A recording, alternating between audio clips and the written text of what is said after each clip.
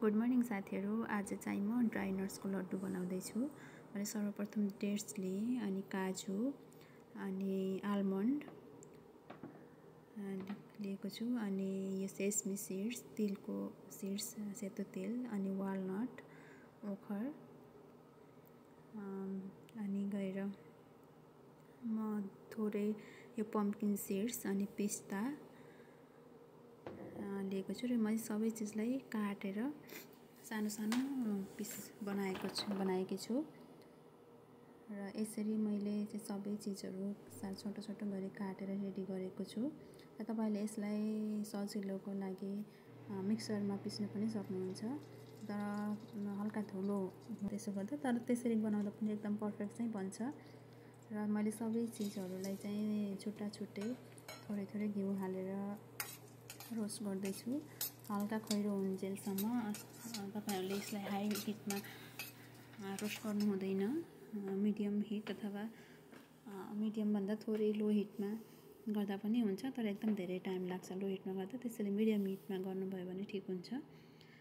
मैले यसरी सबै चिजहरूलाई छुट्टा छुट्टै रोस्ट गर्दै एउटा भाँडोमा बनाइरहेकी छु। र यो लड्डु चाहिँ तपाईहरुले दिनदिनै एउटा एउटा खान सक्नुहुन्छ। र जस बच्चाहरूलाई चाहिँ ड्राई नट्सहरू मन पार्दैन भने उनीहरूलाई यो खान सक्ने बच्चाहरूलाई चाहिँ दिनमा एउटा एउटा दिनुभयो भने यो एकदमै हेल्दी पनि हुन्छ। यसमा कुनै चिनी मिसिएको हुँदैन, चिनी ज्याग्री केही पनि मिसाउनु पर्दैन। यो आफैमा अलिकति यो ड्राई नट्सहरू आफैमा टेस्टी हुन्छ, त्यसको कारणले गर्दा। र अनि डेट्स चाहिँ हल्का गुलियो टाइपको हुने भएकोले तपाईहरुलाई चिनीको जरुरत पर्दैन। यो चाहिँ प्रेग्नेन्ट अनि सुत्केरी भएकोहरूले पनि र बच्चाहरूले र नर्मल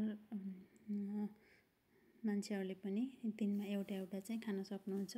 मलाई चाहिँ यो अति नै मिठो लाग्यो, त्यसैले म बनाएर अनि म चाहिँ तपाईहरुलाई पनि रेसिपी सेयर गरौँ भनेर लागिरहेको छु। र यसरी मैले सबै चिजहरू हल्का हल्का भुटिसकेपछि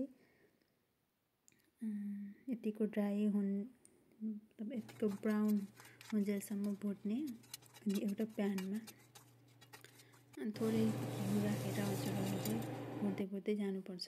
र यसरी मैले सबै चिजहरू भुटेर भ्याइसकेको छु, तेल सबै चिजहरू। अनि मैले सबै चिजहरू एउटा अलिकति ठुलो भाँडोमा ट्रान्सफर गरेँ र मिक्स गर्नको लागि। अनि यसरी मैले सबै चिजहरूलाई बनाइसकेपछि मैले एउटा प्यानमा थोरै घिउ राखेर त्यो काटेको डेट्सलाई चाहिँ त्यसमा रोस्ट गर्दैछु।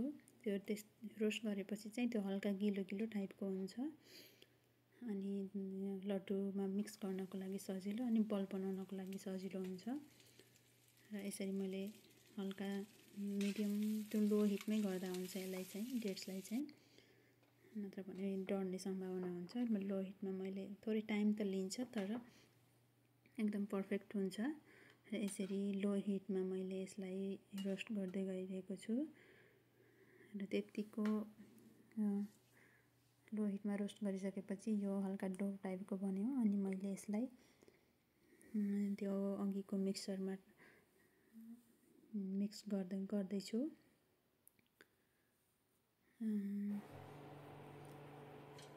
मिक्सरमा हालेपछि मैले यो एकदम तातो भएको भएर त्यही चम्चाले नै थोरै मिक्स हुन्जेलसम्म चाहिँ चलाएँ, अनि हातमा ग्लोभ्स लगाएर हल्का तातो हुँदा नै सानो सानो बलहरू बनाउँदैछु लड्डुको।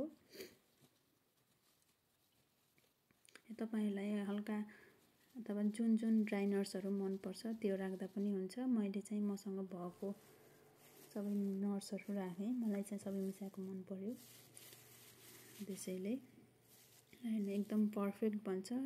यो टुक्रा पनि हुँदैन, अलि त्यति हार्ड पनि हुँदैन, यो एकदम नरम, एकदम मिठो, एकदम टेस्टी र सबैजनाले खान मिल्ने एकदम पर्फेक्ट लड्डु बन्छ।